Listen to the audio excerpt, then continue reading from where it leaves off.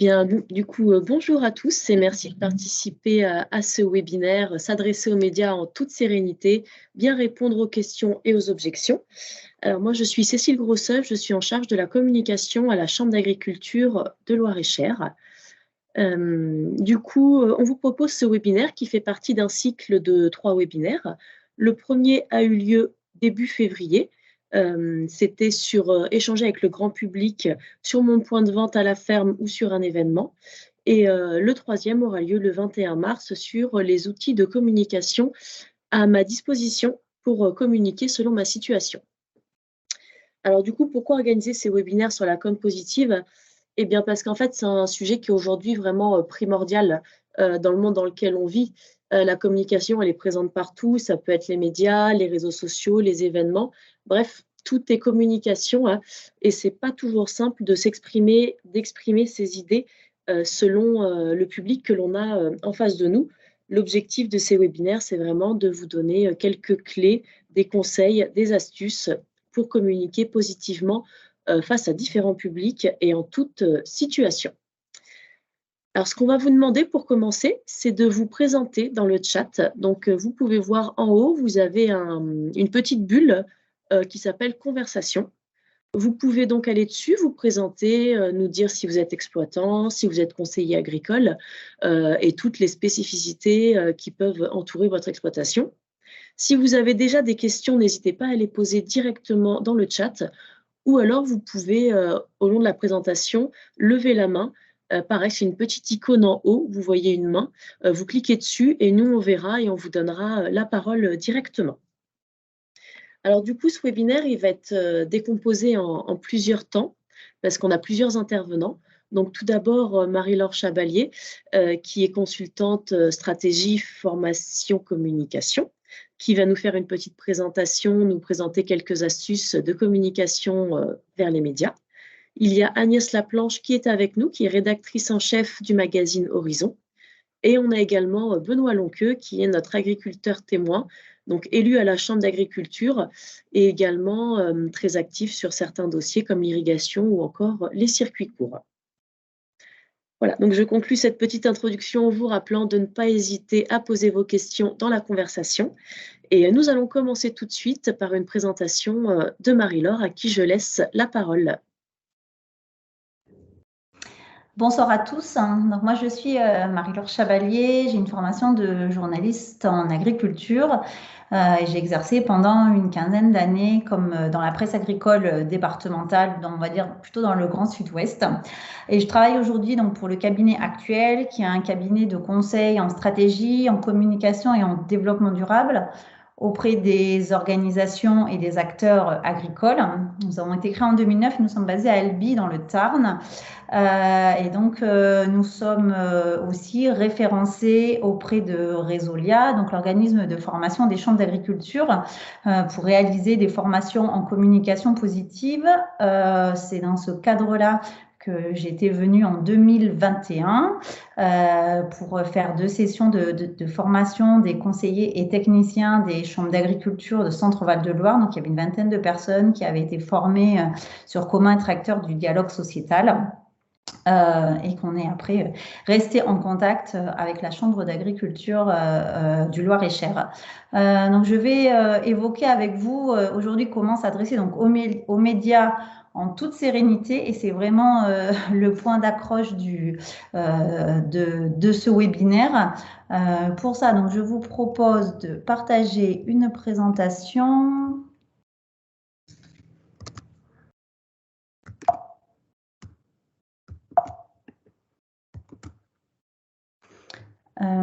Alors du coup, je ne vous vois plus, mais est-ce que vous voyez mon écran? Oui, on voit votre écran, Marie-Laure. Oui, c'est très bien. Merci beaucoup, parce que je n'avais pas de retour. Très bien. Donc, la première étape pour s'adresser aux médias, ça va être déjà de préparer. Vous allez voir que ça va être le mot d'ordre pendant un petit peu toute la présentation. La préparation qui va être gage de sérénité et de réussite. La première étape de la préparation va consister à s'interroger sur le contexte dans lequel on entre en relation avec le média, donc avec le journaliste. Est-ce que c'est à votre initiative, donc que ce soit en tant qu'agriculteur ou en tant peut-être que structure professionnelle, chambre d'agriculture, organisation professionnelle agricole ou autre, ça peut être également une collectivité territoriale, peut-être si vous êtes maire, par exemple, ou est-ce que c'est dans un autre contexte et que c'est la presse, le journaliste qui vient lui-même à votre contact? Quatre cas de figure peuvent arriver quand c'est à votre initiative. Le premier cas de figure, donc, c'est quand vous-même vous êtes à l'origine du contact, à l'occasion d'un événement, de l'organisation d'une journée porte ouverte, par exemple, d'une animation qui est organisée, quelle qu'elle soit. Et dans ce cas-là, vous allez pouvoir à l'aide d'un document écrit que vous allez réaliser, que ce soit un communiqué, un dossier de presse, formaliser le message que vous allez transmettre. Et à travers cet écrit, vous allez pouvoir actionner un certain nombre de leviers, mais en tout cas, formaliser le message clé que vous voulez transmettre. Ça va être la pierre angulaire de votre communication. Une autre situation de réaction, de communication et par lequel vous allez entrer en contact de votre propre initiative avec un journaliste va être une réaction. Une réaction peut-être à un événement qui s'est passé, une réaction à un article qui a pu avoir lieu et sur lequel vous n'étiez pas forcément d'accord. Et donc, dans ce cas-là, la prise de contact avec la presse va être déterminante dès lors qu'elle va être réactive et dans un contexte et dans un temps, une durée très, très déterminée, c'est-à-dire le plus rapidement possible après l'événement qui a donné lieu à votre réaction. Néanmoins, il faut quand même faire attention, juste si on y reviendra, aux réactions à chaud qui peuvent être des fois un petit peu... alors, peut-être pas démesuré, mais sur lequel on va veiller quand même à avoir des propos qui ne sortent pas de la pensée sur lequel, enfin, oui, du message clé sur lequel on veut rester. Troisième situation, ça va être une communication de crise. Donc là, un événement plus ou moins heureux, mais souvent quand même assez difficile, peut être formalisé. Donc là, on va bâtir un plan stratégique de communication qui va être vraiment beaucoup plus large, basé sur l'ensemble des risques potentiels liés à cette crise. On va pouvoir rédiger aussi des éléments de langage qui vont servir à l'ensemble des personnes susceptibles de communiquer sur cet événement. Ça va être, par exemple, des dégâts de gibier, un sujet comme les OGM, la gestion de l'eau. Les sujets en agriculture sont très larges, divers et variés. L'objectif étant de pouvoir avoir une communication positive sur cet événement. Et le quatrième cas de figure, ça va être des sujets beaucoup plus larges qui ont trait de façon régulière à l'agriculture, le renouvellement des générations, le bien-être animal, le sujet de la prédation, le loup, le réchauffement climatique. Là encore, il y a beaucoup de sujets qui peuvent donner lieu à une initiative de communication et sur lequel le fait de communiquer régulièrement va pouvoir faire évoluer les mentalités. Ces sujets, la liste, on la connaît bien souvent. Le fait de l'établir va permettre aussi de structurer notre communication et en tout cas la prise de parole auprès de la presse. Une autre situation de prise de contact avec la presse va être une communication qui est à l'initiative du journaliste, parce qu'on l'a déjà rencontré, parce qu'on est dans son carnet d'adresses, parce que lors d'un précédent événement, on l'a peut-être échangé quelques mots avec lui, il a gardé vos coordonnées. Dans ce cas-là, c'est le journaliste qui prend directement contact avec vous parce qu'il y a un événement particulier. Il veut avoir votre avis et dans ce cas-là, pensez à bien vous faire préciser quel est l'objet de sa demande, pourquoi est-ce qu'il vous sollicite vous, quel est le contexte aussi précis de sa demande et dans quel délai il souhaite vous faire intervenir. Est-ce que c'est pour de la presse aussi télévisée, de la presse écrite, de la presse radio? Souvent, les délais sont également différents. Est-ce que c'est pour de la presse professionnelle, agricole? Est-ce que c'est pour de la presse généraliste? Toutes ces questions-là vont permettre de baliser l'interview et de la préparer au mieux. Surtout si vous avez des questions, n'hésitez pas à intervenir dans le chat en les posant et comme ça permettra d'être relativement interactif. Quelques facteurs clés de votre intervention, ça va être de définir votre objectif. Si, comme dans n'importe quel sujet de communication, mais d'autant plus avec la presse, si vous entrez en communication, vous allez devoir définir votre objectif. Quel est le problème qui est posé, ou en tout cas qui est identifié lors de cette entrée en communication? Qu'est-ce qui vous incite à vouloir appeler à la presse? Ou si la demande vient du journaliste lui-même, qu'est-ce qui vous pousse et qu'est-ce qui vous incite à répondre favorablement à cette sollicitation? Vous pouvez aussi essayer d'évaluer quel est le risque que je prends, ou est-ce que cette situation est particulièrement risquée? Est-ce que je peux être prise à partie? Est-ce que la situation initiale peut être améliorée ou dégradée selon ma prise de position lors de cette entrée en communication avec la presse? Et quelle est mon attente?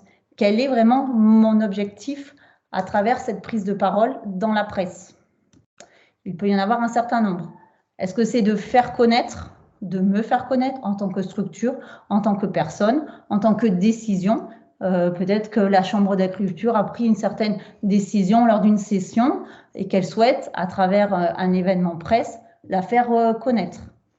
Est-ce que c'est de faire aimer ma structure, pareil, mon entreprise? En ce moment, avec le Salon international de l'agriculture à Paris, on voit qu'il y a beaucoup de reportages qui sont réalisés. Dans un certain nombre de cas, ce sont donc des reportages qui ont pour visée d'emporter l'adhésion et d'améliorer aussi l'image de l'agriculture, mais ce n'est pas toujours le cas.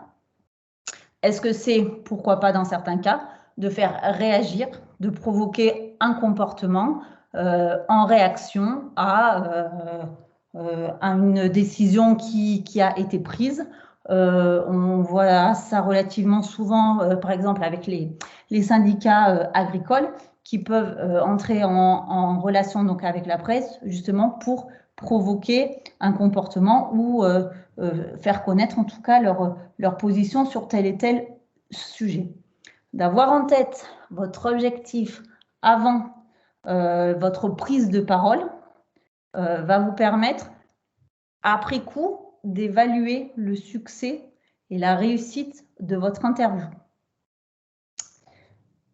Voilà pour cet objectif, et c'est une étape que souvent on néglige, on est un petit peu omnubilé par la préparation, voire la tenue de l'événement, sans forcément se rappeler dans quel objectif je vais à cette rencontre avec la presse. Autre point de réussite de l'interview, ça va être la préparation. Je vous l'avais dit en préambule donc de ce webinaire, la préparation est vraiment l'étape indispensable de toute prise de parole. Entre parenthèses, que ce soit avec un journaliste, mais comme dans n'importe quelle situation de communication. Se préparer est vraiment l'étape primordiale. Et si vous n'avez qu'une chose à retenir de ce webinaire ce soir, ce serait vraiment de vous préparer, vous et le message clé que vous allez porter. Ceci étant, on est donc dans le cadre du webinaire de communication avec la presse, et donc l'interview est vraiment un exercice spécifique qui demande donc une préparation spécifique. Première question à vous poser quand vous avez été sollicité: suis-je la bonne personne? Pourquoi est-ce que c'est moi, en tant qu'agriculteur, en tant que président d'une structure ou administrateur, pourquoi est-ce que c'est moi qui ai été sollicité? Est-ce que j'y vais en tant qu'individu propre ou est-ce que j'y vais aussi en tant que représentant d'une structure? Quelle casquette je vais avoir cette journée-là ou à ce moment-là à l'interview. Il peut arriver que sur certains sujets, on ne soit pas forcément la bonne personne ou celle qui est la mieux renseignée. Et ça peut être finalement, certaines fois, une bonne idée aussi de passer la main à un collègue ou à un voisin qui sera peut-être plus qualifié sur ce sujet-là. Règle numéro 2, se préparer, se préparer, se préparer. La préparation, elle passe par le message, mais elle passe aussi par beaucoup d'autres choses. 93% de la communication se fait par des éléments non verbaux. Donc, ça va être essentiellement du visuel, la façon dont on va présenter, donc ça c'est sur sa personne, dont on va être coiffé, habillé, un certain nombre d'éléments qui donnent l'apparence et la première image de soi, mais également la voix, sur la tonalité, le rythme sur lequel on parle, tout un tas d'éléments qui constituent la communication verbale et qui représentent 93% du message. Alors que les mots, finalement, qu'on passe souvent, ou quand on prend le temps de préparer, on s'attarde beaucoup donc sur le message, ne représentent que 7% de la portée du message. Donc, la préparation consiste dans le message, mais un certain nombre d'éléments aussi autour qui vont être gages de réussite, y compris donc avec la presse. Cette préparation, elle va être donc adaptée selon ma cible. Donc, dans le cas présent, ça va être de la presse à adapter. Si c'est de la presse professionnelle agricole, de la presse généraliste, est-ce que c'est de la presse écrite, de la presse audio, de la presse télé, de la presse peut-être web. Donc, on n'a pas derrière les mêmes enjeux, on n'a pas les mêmes besoins. Si c'est de la presse télé, ça veut dire qu'il va y avoir aussi tout un contexte visuel. Est-ce que je la reçois sur ma ferme, la télé? Donc, ça veut dire peut-être ranger un peu plus que d'habitude ou bien en tout cas préparer les endroits où je veux amener le journaliste et où je ne veux pas l'emmener pour des raisons qui peuvent m'appartenir, mais en tout cas que je sache avant ce que je veux montrer et ce que je ne veux pas montrer. Et préparer également par rapport à la durée de l'interview. Il ne va pas y avoir le même contenu si c'est un interview qui dure une demi-heure, 1 heure, voire un peu plus. Ou si le journaliste souhaite passer une journée sur mon exploitation pour faire un reportage au long cours sur mon quotidien d'agriculteur. La troisième règle, ça va être de déterminer le message clé. Quel est le message que je veux faire passer en une seule phrase, une seule idée, une phrase que je vais écrire idéalement, et ce sera un petit peu comme mon mantra pendant toute la durée de l'interview. Ce sera ce message clé que je vais répéter, reformuler, mais en tout cas pour être sûr que ce soit ce message qui soit entendu et compris, voire retranscrit idéalement par le journaliste. Si je m'exprime au nom d'une structure, ça va être aussi ce message clé que je vais faire valider préalablement à cette structure-là. Ce message clé, je vais pouvoir l'agrémenter d'un chiffre. Alors, j'ai mis 1, mais ça peut être 2 ou 3, évidemment selon le contexte, pour avoir des éléments chiffrés et concrets, et que je vais pouvoir aussi agrémenter d'un exemple concret, d'une mise en situation adaptée au sujet qui est traité. Le plus concret je serai, le plus de chances j'ai d'intéresser le journaliste et donc derrière le public. Quelques conseils clés pendant l'interview. Maintenant que je me suis bien préparée, on passe à la phase concrète. Je suis devant le journaliste. Donc, quelques conseils clés à faire pendant l'interview. Faites passer votre message le plus rapidement possible. J'ai écrit mon message clé. Je vais pouvoir maintenant le délivrer et le marteler. Ça va être ce message clé qui va être clair dans ma tête. Et plus clair il sera dans ma tête, le plus clair il sera sous la plume du journaliste. Et le plus de chances j'ai d'être retranscrit aussi fidèlement que possible. Ça nous est tous arrivé d'être alors soit interviewé, soit de préparer des éléments pour des prises de parole. Et derrière, quand on ouvre le journal, si on prend l'exemple de la presse écrite, dire « Ah, mais c'était pas du tout ce message-là que je voulais faire passer ». Voilà, non. Pour être le plus serein possible et d'être assuré que ce soit ce message-là, notre message clé qui soit validé et qui soit repris par la presse, je le martèle, je le répète le plus souvent possible. Autre conseil, vulgariser. Vulgariser au maximum le propos. Les journalistes, quels qu'ils soient, ne sont pas des spécialistes de votre domaine, et encore moins de l'agriculture, qui comporte un certain nombre de termes techniques, des sigles, des jalons, des sigles, et qu'il est important de détailler, de répéter, pour que notre interlocuteur puisse comprendre et n'ait pas l'impression d'être au sein d'un monde d'initiés. Ça lui permettra aussi de limiter le nombre d'erreurs potentielles ou de l'utilisation mal à propos de termes techniques.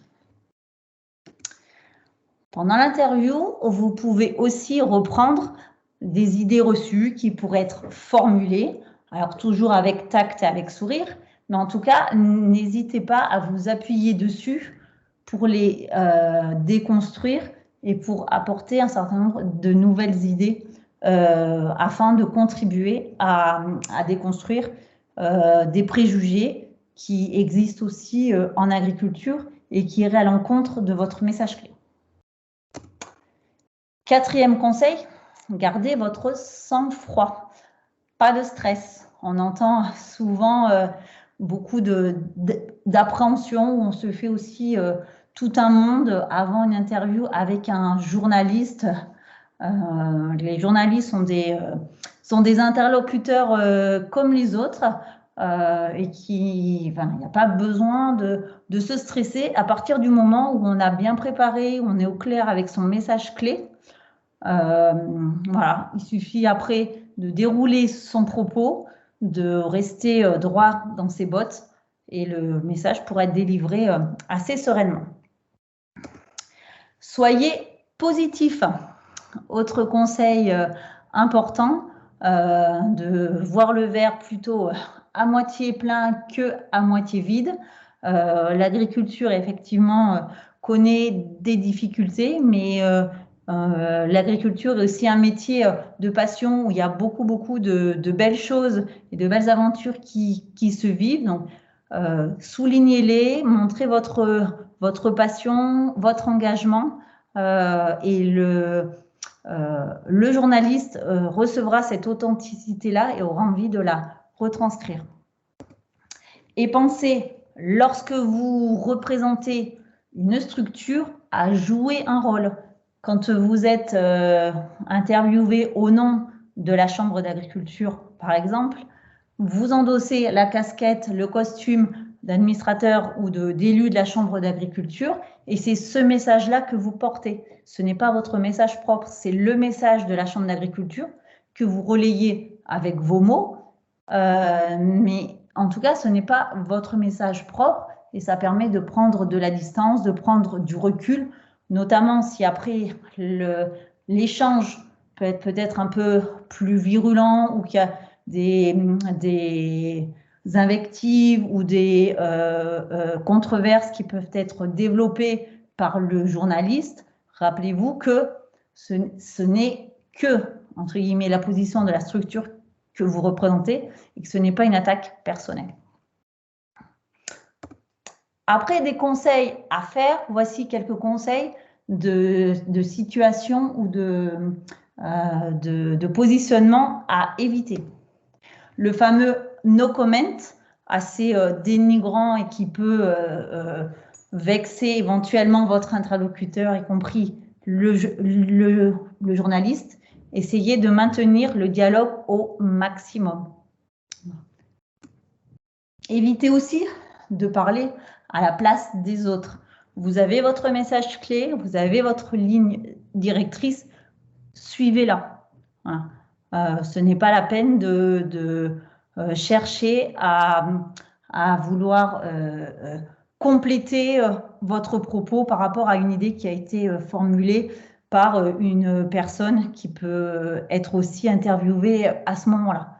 De la même façon, il est inutile de mentionner ses opposants, les concurrents. Ils sauront très bien se valoriser ou faire en sorte de communiquer par eux-mêmes.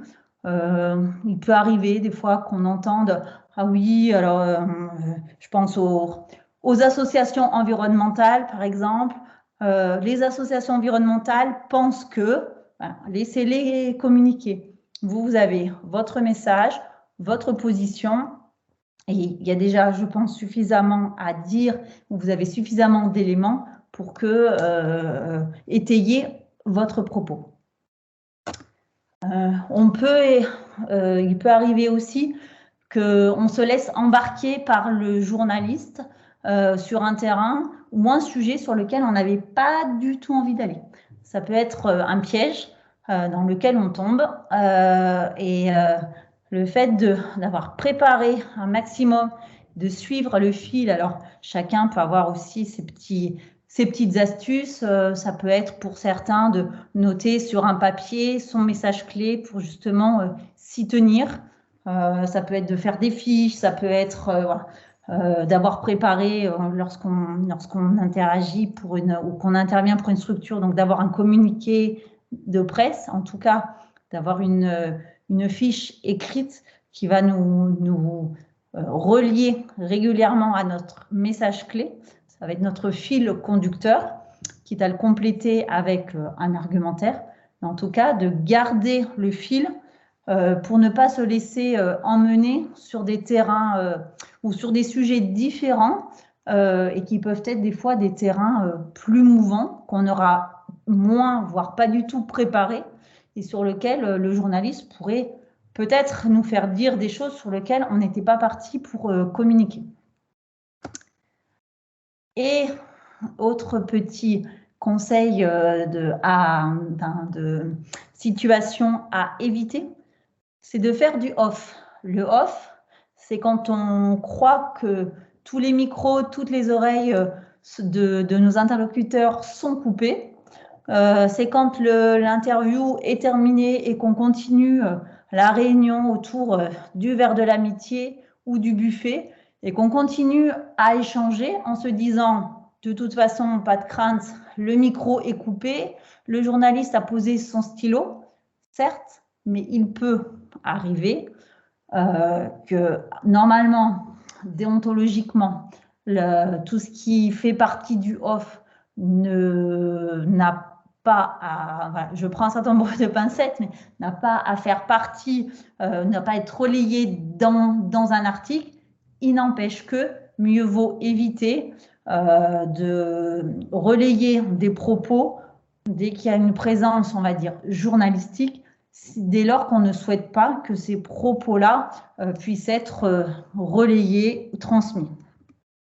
Le maître mot, ça va être de se rappeler que tout ce que vous direz peut être retenu contre vous.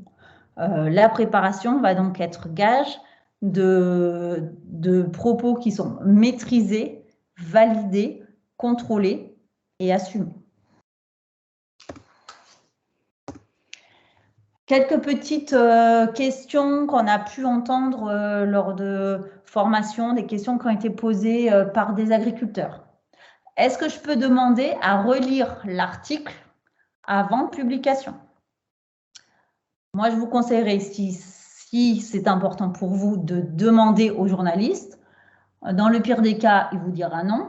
Dans un certain nombre de cas, notamment, enfin essentiellement, je reconnais la presse professionnelle agricole, il va pouvoir accepter et accéder à votre demande. Relire ne veut pas dire modifier. Donc, c'est pas parce que vous allez relire l'article que derrière l'intégralité de l'article va, enfin, vous allez pouvoir complètement revoir la teneur des propos, ou si vous souhaitez modifier ou ne pas, vous vous êtes rendu compte peut-être que vous allez trop loin dans certains de vos propos, ça va être difficile, voire impossible de les modifier. Néanmoins, demandez à relire pour être sûr que les termes techniques ont été bien compris, que l'orthographe des noms a été bien respectée. Ça, vous pouvez tout à fait. Et pour les journalistes qui souhaitent travailler en confiance et en collaboration sur le long terme avec leurs interlocuteurs, ils peuvent aussi accéder donc à la demande de la relecture pour justement établir cette relation de confiance et qui donnera lieu, si tout se passe bien, à d'autres collaborations dans le futur. Autre question entendue, puis-je avoir les questions à l'avance? Ça fait partie effectivement de la préparation, notamment dans un cadre serein. Donc, oui, vous pouvez demander à avoir les questions à l'avance. Alors, vous les aurez ou pas, mais en tout cas, de baliser au maximum votre cadre d'intervention, le contexte et les éléments en justifiant que vous souhaitez vous préparer de façon la plus zen possible et avoir les réponses les plus pertinentes. Donc, n'hésitez pas à demander les questions à l'avance. Autre élément entendu, puis-je dire non à un journaliste? Bien sûr, vous pouvez tout à fait refuser d'intervenir. Alors, si vous voulez être sympa, si votre non concerne une intervention parce que, par exemple, vous ne vous estimez pas légitime ou suffisamment calé sur le sujet de l'interview, n'hésitez pas à proposer un plan B, un autre contact pour ne pas laisser le journaliste en plan, il ne vous sera que plus reconnaissant. Mais voilà, comme n'importe quelle personne, on peut tout à fait dire non sur cette question-là. Moi, je ne souhaite pas m'exprimer. L'article ne correspond pas à mes attentes. Puis-je demander un droit de réponse? Le droit de réponse en presse correspond à des situations bien particulières dans lesquelles les éléments affichés dans l'article ou dans le reportage pour de la presse télé ou audio sont des informations erronées. Donc là, il va falloir prouver que les informations sont fausses et que derrière, celles que vous voulez porter à connaissance sont différentes et que si erreur il y a, elles correspondent bien à une erreur qui vient de la presse et pas, par exemple, de votre part suite à une mauvaise interprétation. Voilà. Donc, c'est assez difficile d'avoir un droit de réponse parce que ça peut être soumis à interprétation. Et moi, ce que je conseillerais, c'est que plutôt qu'un droit de réponse, plutôt s'interroger à peut-être faire évoluer sa communication et se demander comment ça se fait que les informations, en tout cas, qui sont contenues dans l'article, ne correspondent pas exactement au message clé que j'ai voulu porter.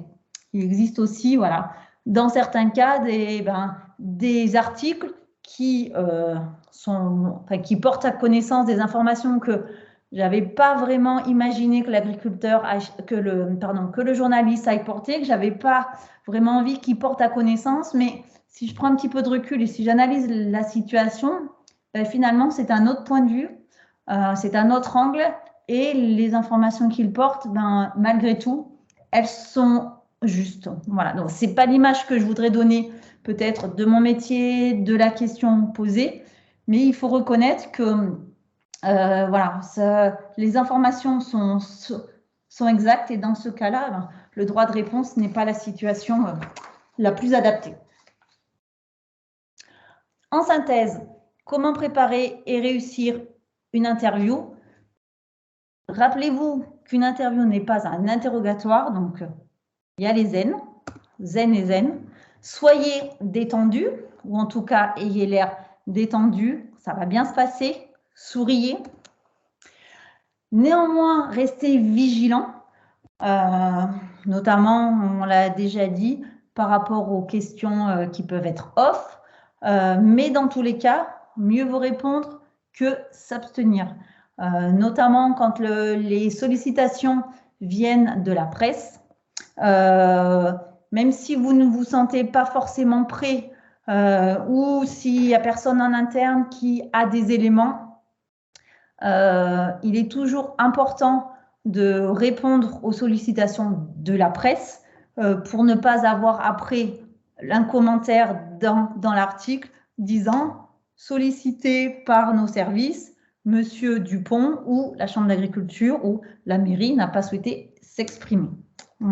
Qui peut, vis-à-vis des lecteurs, être un petit peu dérangeant ou en tout cas interroger les lecteurs du coup sur la vraie position et sur le fondement de la position de la personne qui a refusé de répondre. Se rappeler que le journaliste est libre, il est libre d'écrire ce qu'il veut, dans le respect d'un certain nombre de règles, évidemment, et notamment de respect de la personne interviewée. Mais sur le message, le journaliste, il est libre d'écrire ce qu'il veut. Et pensez à miser sur le visuel. Votre image va impacter beaucoup plus que le propos tenu. Voilà. Et surtout, prendre du recul, se rappeler que malgré tout le poids et l'intérêt et la passion que peuvent y mettre les journalistes, ça ne reste que de la presse et dans le monde très rapide dans lequel on vit, les articles vont et viennent et surtout viennent aussi rapidement souvent qu'ils sont apparus. Voilà, et pour terminer, je vous affiche ce dessin du chat qui dit « Je serai bref » et c'est vraiment le maître mot de la communication avec les journalistes, avec votre message clé. Merci beaucoup. Eh bien, merci beaucoup Marie-Laure. Je m'entends en écho.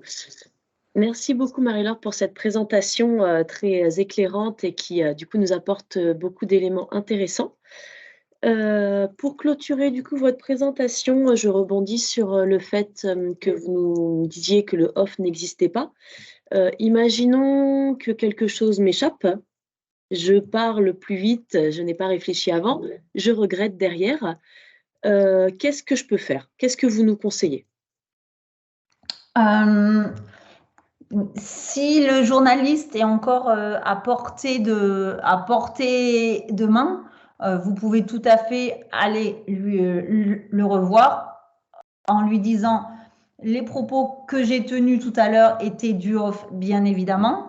Je compte sur vous et sur votre discrétion pour ne pas divulguer ces informations. Et voilà, je compte sur votre professionnalisme.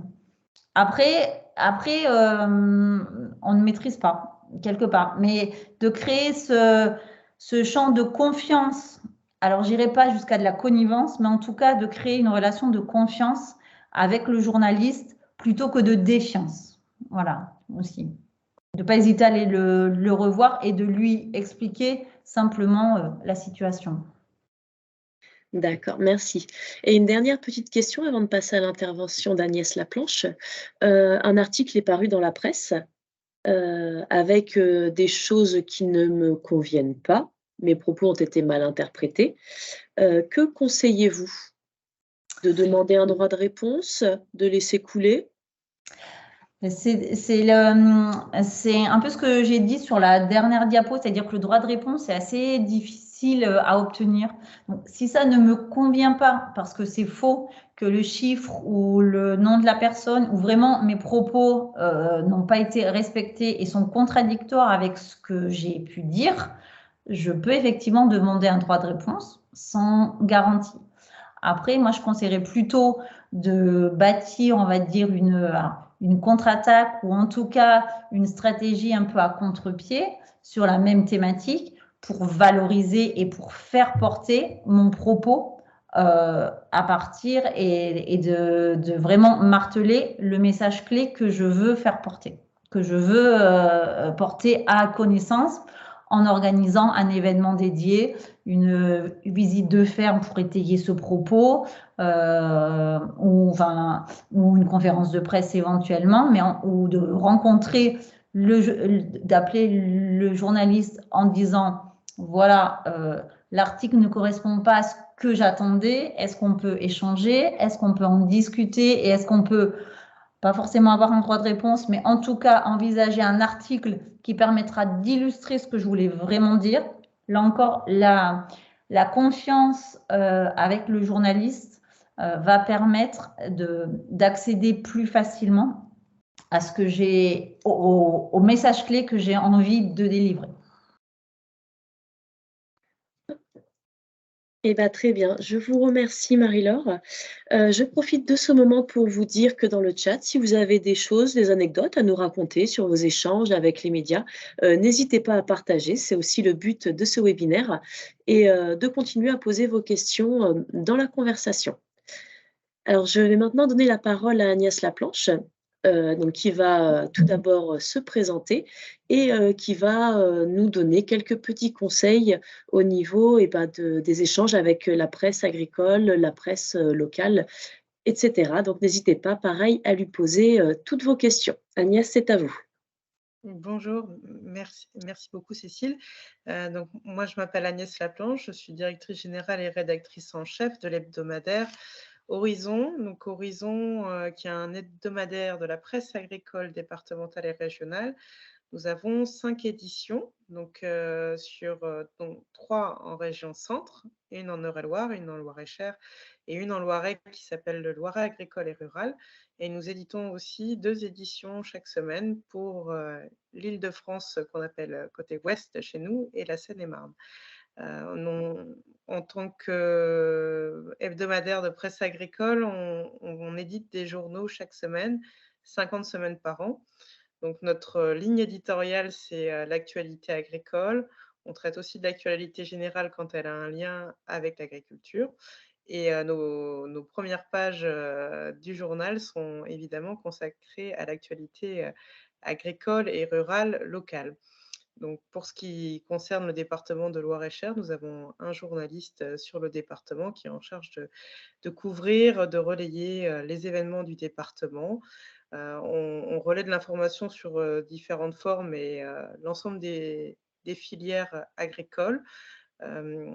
Pour ce qui concerne, on traite de l'actualité en général et on est aussi amené à faire des portraits d'exploitants quand on veut évoquer certaines filières. On a une palette d'articles assez variée.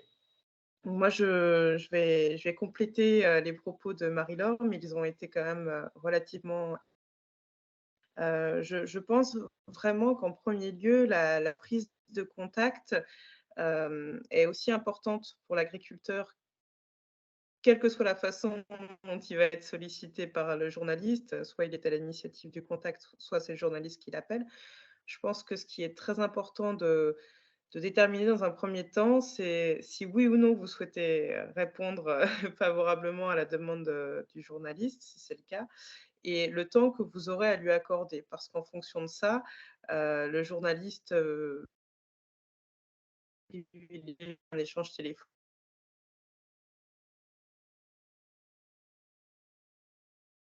Alors, Agnès, je pense que vous avez des problèmes de connexion. On ne vous entend plus. Je coupe ma caméra. Est-ce mieux comme ça? On vous Est-ce que entend. vous m'entendez? Bon, je suis navrée, je suis dans une petite zone blanche par moment. Donc en fait, si c'est mieux comme n'hésitez pas à me dire si ça coupe à nouveau parce que On vous c'est pas entend bien, très là, vous pouvez y aller. bon, impeccable. Merci. Donc je vraiment de savoir il adaptera aussi la façon de conduire soit sa venue sur votre exploitation. C'est courant pour des raisons de temps qu'on puisse faire des interviews par téléphone en fonction des sujets, surtout quand ils sont d'actualité. C'est pas ce qu'on préfère. Enfin, moi, personnellement, c'est pas ce que je préfère. Je préfère aller à la rencontre des gens, mais c'est quand même bien utile quand, on est pris dans des contraintes, respectives. Donc ce que je voulais dire, c'est que je pense que c'est vraiment important que vous puissiez signifier aux journalistes, là, je vais avoir 1 heure à vous consacrer comme ça, bah, il faut que vous et lui, vous soyez préparés à traiter l'ensemble du sujet dans la demi-heure, l'heure, que vous avez prévenue. C'est très souvent, enfin, nous, ça arrive très souvent qu'on suive les agriculteurs, pendant les récoltes, ou dans les bâtiments. Nous, on est assez habitués à l'exercice. Bon, toutefois, s'il fallait que le journaliste, non issu de presse agricole s'équipe de bots, c'est peut-être mieux de le rappeler. Voilà, ça, c'est pour l'anecdote. En tout cas, je pense que c'est toujours important de déterminer ce cadre-là. Comme le disait Marie-Laure, c'est aussi important de savoir si c'est un média presse écrite, si c'est un média, qui fait de la vidéo. Enfin, c'est important de savoir le support sur lequel vous allez être diffusé. Donc n'hésitez pas à poser des questions aux journalistes quand ils vous sollicitent. J'appuie aussi ce qu'avait dit, donc Marie-Laure sur le fait que le journaliste n'est pas toujours formé à l'agriculture. C'est pas toujours, entre guillemets «un problème». Un journaliste a l'habitude de traiter des sujets de façon large, mais il est vrai que les sujets agricoles peuvent être particulièrement techniques. Donc, il y a quand même un travail de vulgarisation à faire, et aussi, de pédagogie, et ça, il faut aussi en avoir envie. Et si on ne se sent pas, peut-être, passer son tour, hein, ça je souscris aussi ce qui a été dit à ce sujet.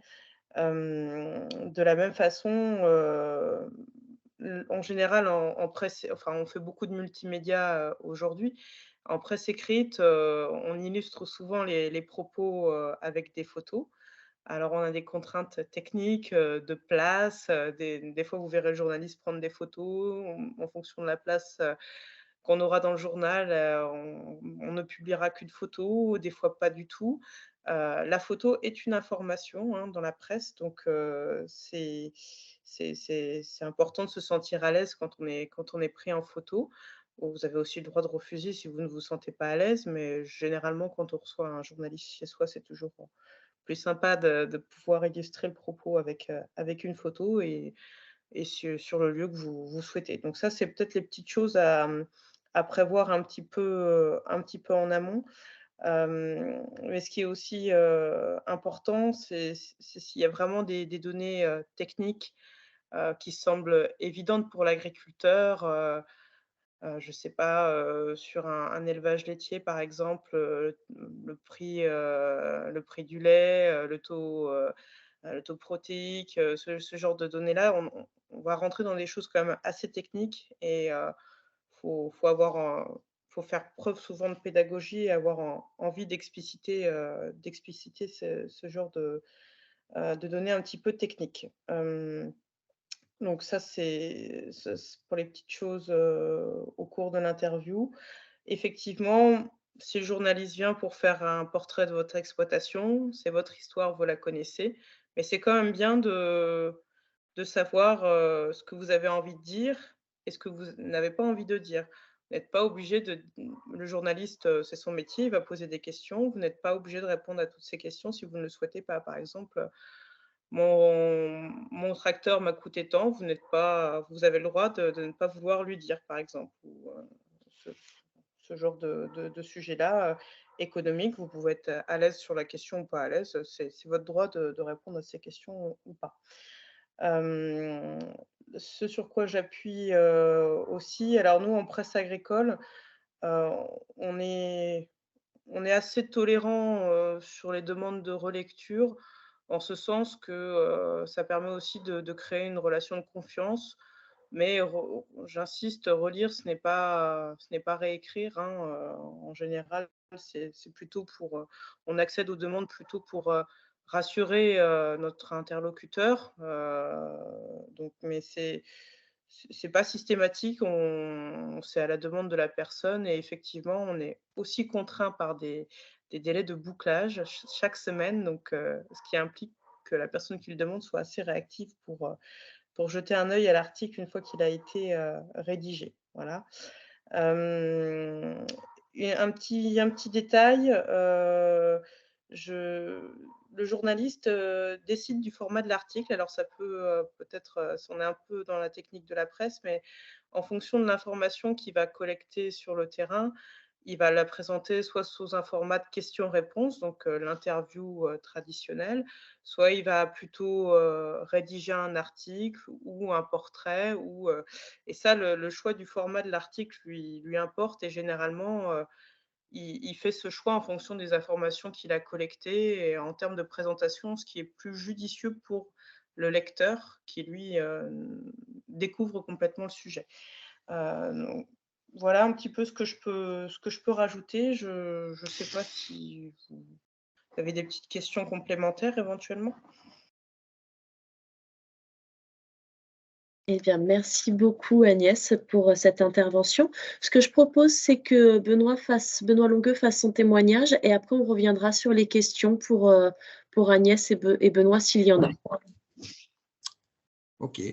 Donc, Benoît Longueux, je suis agriculteur en Gaillac avec mon fils à Mave, donc différentes productions assez diversifiées, pour la majeure partie irriguées et aussi avec un atelier de transformation à la ferme. Donc, je suis donc un des vice-présidents de la Chambre et je suis donc responsable d'irrigation au niveau du département. Donc, je vais plutôt essayer d'imager tout ce qu'on a entendu sur le message qu'on peut porter sur l'irrigation, sur les pratiques, et donc qui est un sujet quand même en ce moment extrêmement à la fois polémique et inquiétant, quoi. Donc, évidemment, sur des sujets comme cela, lorsqu'on est interrogé ou même en contact avec des administrations, parce que finalement, ça revient un petit peu au même, c'est de bien maîtriser son sujet, ça c'est sûr, ça a été dit. Donc, pour bien maîtriser son sujet, c'est le préparer, c'est avoir toutes les informations possibles et imaginables, parce qu'il y a tout un volet réglementaire, donc il faut essayer de connaître tout ça. Et puis, donc, si le message à faire passer, faut qu'il soit bien identifié, ça c'est clair. Mais par exemple, en ce moment, quel avenir quelles ressources pour l'irrigation demain, faut vraiment y réfléchir et se mettre dans un contexte global. C'est-à-dire que nous, notre préoccupation, c'est à la fois de pouvoir produire, mais produire pourquoi? C'est produire de l'alimentation. Donc je dis ça parce qu'en fait, notre message, c'est ça, c'est quel besoin demain et pour faire quoi? Parce qu'il n'est pas question de dire on a besoin de l'eau. Ça ne sert à rien de dire ça. Ce qui compte, c'est de dire pourquoi on en a besoin et donc de globaliser et puis de prendre des exemples assez faciles, hein. Si on interdit l'irrigation chez nous, on fait venir des tomates d'Andalousie à 95% d'eau, on va importer de l'eau d'Andalousie où finalement la situation est bien plus catastrophique que chez nous en termes de gestion, quoi. Donc je pense que c'est important à chaque fois de donner des exemples, d'être positif, ça c'est vrai, ne pas être sur la défensive. Quand par exemple, les étés où les rivières connaissent éventuellement des assecs ou tout au moins des étiages sévères, expliquer, être transparent, dire effectivement les prélèvements que l'on fait ou que l'on ne fait pas d'ailleurs, et surtout expliquer que irrigation ou pas irrigation, par exemple, ça c'est un message qu'on porte souvent, le débit des rivières ne changera pas. Donc ça peut surprendre des fois nos interlocuteurs quand on leur dit ça, parce que finalement les volumes qu'on peut prélever sont assez dérisoires, quoi. Donc ça peut surprendre, au même titre que, par exemple, on entend quelquefois la ressource en eau diminue. C'est entièrement faux. La ressource, c'est exactement la même, simplement elle se déplace. Donc il faut expliquer ça, et pourquoi elle se déplace, bien souvent c'est par exemple à cause de l'activité humaine. Donc pourquoi pas aujourd'hui, grâce à l'activité humaine, limiter son déplacement. Donc voilà, je pense qu'il faut toujours remettre les choses telles que, faut être assez naturel dans l'expression, être assez terre à terre, Quand on nous dit, ben non, par exemple, les réserves, il y a de l'évaporation. Ben oui, c'est vrai, il y a de l'évaporation dans les réserves, mais il y en a autant dans la mer, quoi. Je veux dire, donc l'eau, elle se déplace. Si nous, agriculteurs, ben on peut, à travers une gestion raisonnée, pouvoir continuer à nourrir nos pays, relocaliser l'alimentation, ben ça veut dire aussi relocaliser l'usage de l'eau, quoi. Et effectivement, donc face à un journaliste qui peut quelquefois essayer de nous emmener dans un sens, ben c'est plutôt quelquefois à nous de l'emmener là où on veut l'emmener. Par exemple, s'il y a du visuel, s'il y a des choses comme ça, éviter de l'emmener sur une grosse station avec des enrouleurs qui vont effectivement propulser de l'eau. Peut-être l'emmener soit sur si on a des installations un petit peu plus qui optimisent un peu plus l'usage de l'eau, ou lui montrer, je sais pas, aller dans un coin de champ qui n'est pas irrigué, lui montrer les plantes qui sont en train de crever de soif, et puis à côté lui montrer ce qui va bien, quoi. Être vraiment positif, quoi. Je pense que ça c'est important. Après, face aussi à certaines pratiques, ben, ne pas défendre l'indéfendable, hein. Quelquefois ça peut arriver, il y a des situations où ben, on n'est pas forcément bon, donc ben, faut pas chercher à défendre ça. Si on n'est pas bon, ou si nos collègues ne sont pas bons, ben, faut pas chercher à les défendre. Il y a des fois, il faut accepter aussi qu'on n'est pas toujours au top, quoi. Donc, et puis aussi, ce qui est important, c'est d'expliquer face aux enjeux tout ce qu'on peut mettre en place, toutes les évolutions qui sont souvent pas forcément connues. Bon, en matière d'irrigation, c'est l'évolution des pratiques, l'évolution aussi des assolements. On va le voir cette année, hein, on est dans une situation extrêmement compliquée, donc je pense que ça ne va pas tarder, les sollicitations de journalistes. Donc, ben oui, cette année, il y aura beaucoup moins de maïs de semer, par exemple, donc tout ça, il faut le mettre en avant. D'entrée de jeu, les pratiques agricoles, enfin l'irrigation va être limitée dès le départ, puisque les volumes, pour ceux qui ont des volumes attribués, ben, ils seront diminués. Donc tout ça, il faut le dire, il faut l'expliquer. Il ne faut pas hésiter à être transparent, encore une fois, sur nos pratiques. Donc voilà les grands points. Après, oui, sur le droit de réponse. Alors, quand il y a un article qui ne correspond pas forcément à ce que l'on a dit, ça a été dit, mais c'est vrai qu'il faut être très prudent quant à la reprise d'un article. Il faut savoir qu'en fait, un article, il est lu par ceux que ça peut intéresser. C'est-à-dire, par exemple, sur l'irrigation, il va être lu plutôt par les agriculteurs. Donc finalement, si l'article il ne correspond pas, si c'est pas trop grave, quelquefois il vaut mieux laisser courir. Ou alors, je me souviens d'un autre exemple, ça n'a rien à voir avec l'irrigation, c'était avec les abeilles, les ruches. Avant, je m'occupais pas mal d'environnement au niveau de la chambre, et il y avait donc la préfecture qui avait 3 ruches dans les jardins de la préfecture. Et donc au moment de la récolte du miel, évidemment, il n'y avait pas de miel, et donc c'était de la faute des agriculteurs parce qu'ils traitaient de trop, que les abeilles se plaisaient mieux en ville qu'en campagne, et ainsi de suite. Et donc on avait vu le préfet 2 jours après, il y a eu donc un article dans la presse tout à fait à charge contre l'agriculture. Donc parce qu'en fait c'était fait par une association, le prélèvement du miel dans les ruches, la récolte du miel. Donc on a vu le préfet en session 2 jours après. On lui en a parlé, il m'a dit je me doutais bien que vous alliez m'emmener sur ce terrain-là, mais il dit faites-moi une contre-visite, et puis on fait venir la presse et on fera quelque chose de très positif sur à la fois les pratiques agricoles et l'apiculture. Donc moi, chez moi, il se trouve que je ne suis pas apiculteur, mais à l'année, il y a entre 100 et 300 ruches sur la ferme. Donc on a fait venir un apiculteur professionnel, on a fait venir le préfet, on a fait venir la presse, et ils nous ont fait un super article hyper positif sur les pratiques agricoles et l'apiculture. Donc voilà, c'est aussi quand vraiment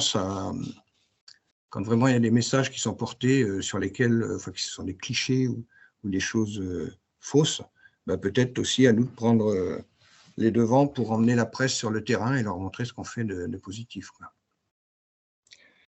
Donc voilà les grandes lignes de ce que je voulais vous dire, mais c'est plutôt, voilà, s'il y a quelques questions, ce sera avec plaisir.